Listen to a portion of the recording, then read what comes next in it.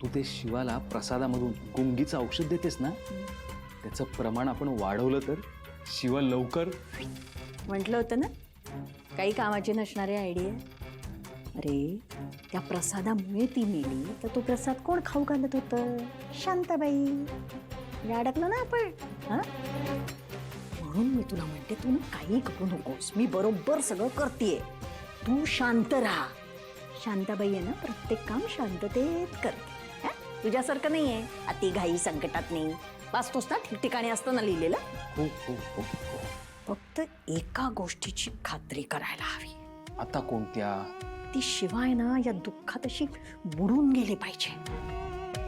या दुःखात तिला बाहेरच येऊ द्यायचं नाही. म्हणजे मग तो प्रसाद खाऊ घालण्याच्या निमित्ताने हळूहळू हळूहळू तिला त्या प्रसादातून गुंगीचं औषध देता येईल आपल्याला. एकदम मारून टाकायची नाही तिला, कळलं? हळूहळू हळूहळू द्यायचं, म्हणजे आपल्यावर कुणाला संशय येणार नाही. कळतंय का?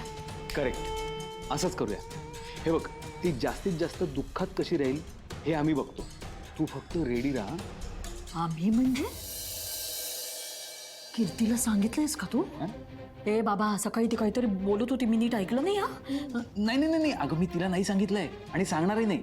आम्ही म्हणजे मी स्वतःला आदरार्थी असं संबोधलं, पण अगं नाही तिला सांगणार, आणि जरी सांगितलं तरी तुला विचारून मगच सांगितलं. झालं? तिला सांगायचंच नाहीये, हा मुद्दा आहे की नाही? काही झालं तरी देसाई आहे की नाही ती? ती माती खाईल आणि आपल्याला भारी पडेल, कळतंय का? अगं पण तुझ्या लक्षात येतंय का, आज तिच्या नकळत का होईना तिने आपल्याला मदत नाही का केली? अरे हे बघ, ती मदत करो नाही तर न करो, तिच्यापासनं ही गोष्ट लपवायची, एवढं लक्षात ठेव. Okay okay.